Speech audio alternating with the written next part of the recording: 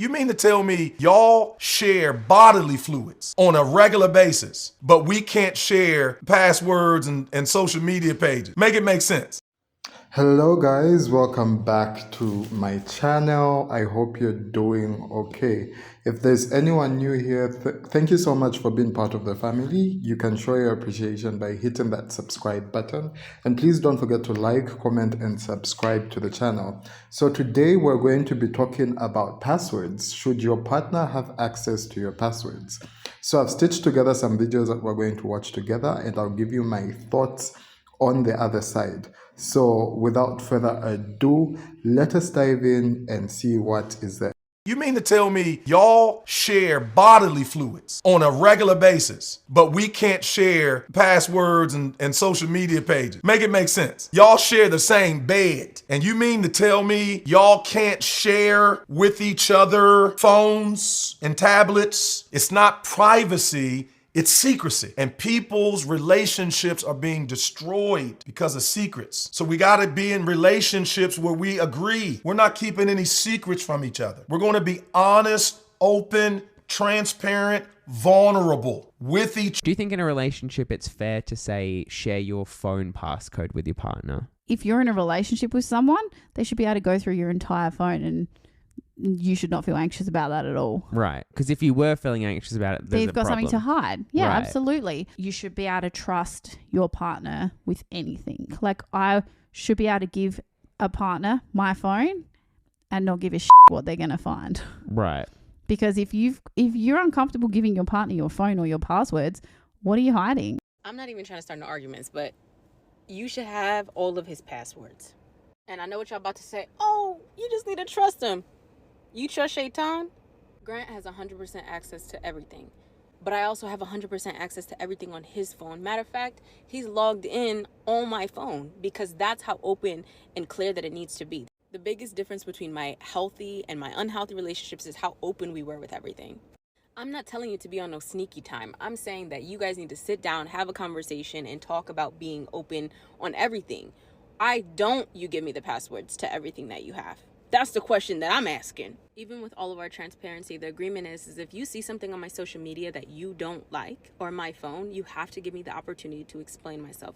Like, if you're coming in here hot, I'm just going to be defensive. I need you to give me some time to be able to say, hey, that this is what the situation is. Give me the benefit of the doubt. And, like, that's part of being in a healthy relationship. When everything's so open, like, you typically will give each other the benefit of the doubt. And don't get it twisted. I used to be toxic, too. So one thing's for sure, two things for certain, baby. You definitely wasn't getting my password. But there's a reason for that. That's because I don't want you to see what's on my phone.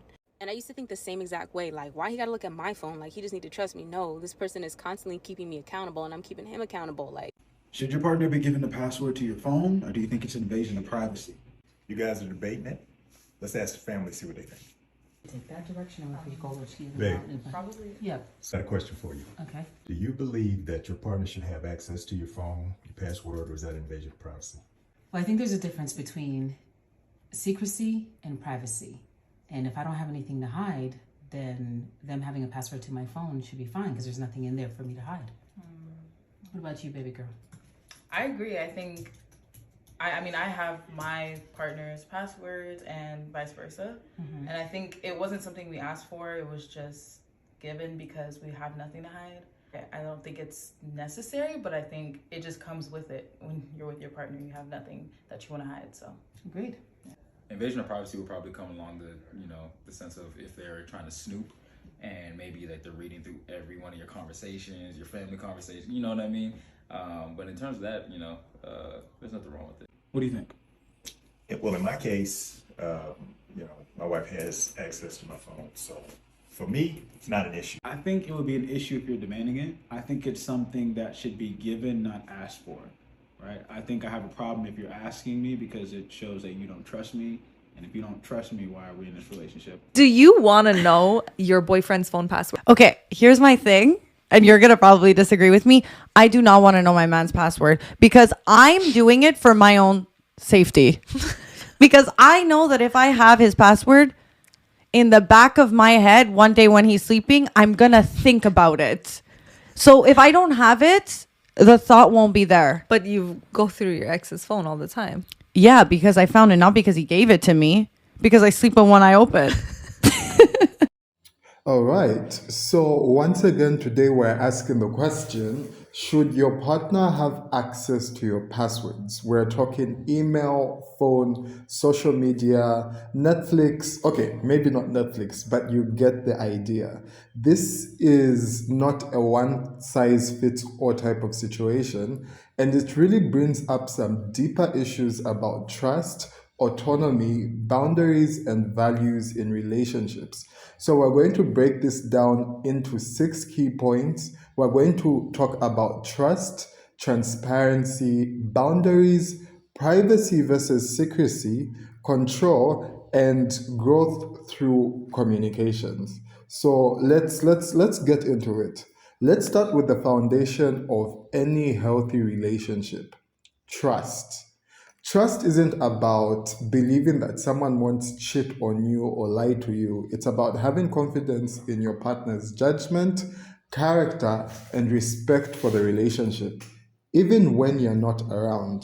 Now, some couples argue that sharing passwords is a sign of ultimate trust. They say if you don't have anything to hide, why not just hand it over? But let me flip that around. Shouldn't trust mean that I don't need your password to feel secure? So here's an example. Let's say your partner gives you their phone password willingly, not because you asked, but just because they don't mind. Now you have the password, but you don't feel compelled to go snooping. The question is why? Because trust is intact. That's a healthy balance. But when someone demands a password because they're feeling insecure, anxious, or even controlling, we've stepped into a different territory. So the key question is this about transparency or is it about control? Now, if we're talking about transparency, to be honest, it's a beautiful thing. In a strong relationship, you should be able to be open about who you're texting, who you follow on social media, and even when you're what you're struggling with emotionally. That openness builds connection.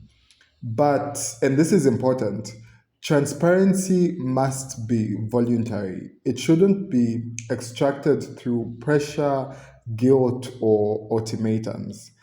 Now, if you demand to read those texts because you feel entitled to all of their thoughts and feelings, that's not transparency, that's invasion.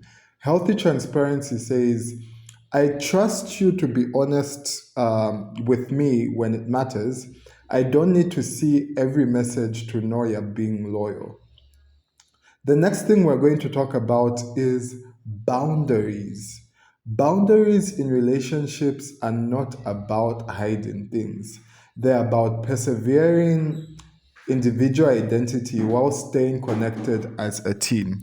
So think of it like this. Even when you're in a relationship, you're still a whole person. You don't disappear into the relationship.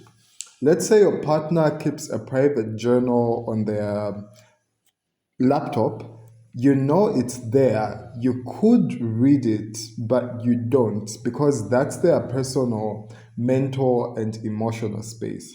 So even in marriage, that boundary should be respected.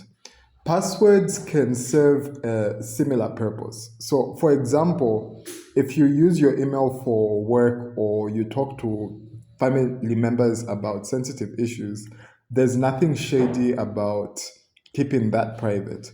But boundaries only work when both people agree on what's okay and what's not. That's where communication comes in. More on that later. Now, for our next point, we're really going to zoom in on this one. We're going to talk about the difference between privacy and secrecy. This right here is where a lot of couples get tripped up. So let's define it. Privacy is about personal space and autonomy, while secrecy is about deliberately hiding something because you know it would hurt or violate the relationship. So, for example, if you're texting an ex, deleting messages and turning off notifications so your partner doesn't find out, that's secrecy. But if you're journaling your private thoughts, having a solo therapy session, or spending some quiet time alone, that's privacy. So here's a simple test. Would you be okay with your partner finding out about it? Not because they hacked into your stuff, but because you're not comfortable sharing it when the time is right. If yes, it's probably privacy. If no, and you're hiding it intentionally, it might be secrecy. So understanding this difference is crucial before asking for passwords. Are you trying to invade privacy, or are you trying to uncover secrecy? And more importantly, what has led to this need? Now, let's address the other elephant in the room, and that's control. Sometimes the password conversation isn't about trust or safety, it's about power. You'd be surprised how often one partner uses openness as a mask for control, monitoring every message, checking browsing history, or going through social media DMs can create a paranoia based relationship dynamic.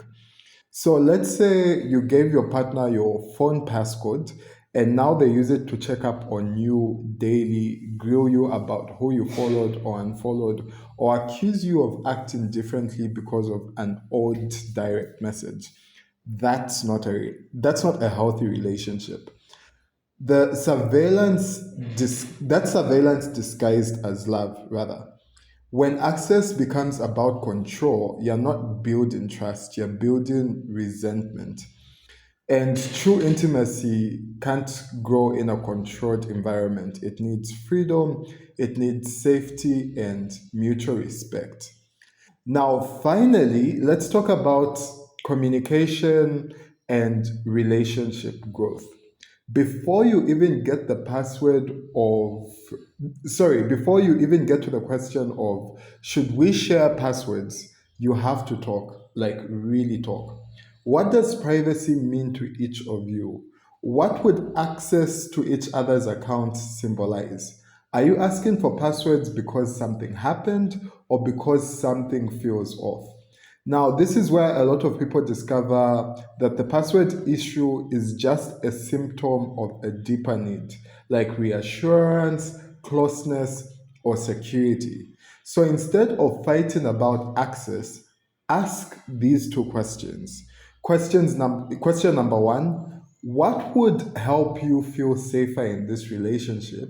And question number two is, what's causing this fear or distance between the two of you? Those conversations create an opportunity for growth. Sometimes you end up deciding to share passwords. Other times you realize you don't need to because your connection is strong enough without it. So, should your partner have access to your passwords? Here's the truth. It depends.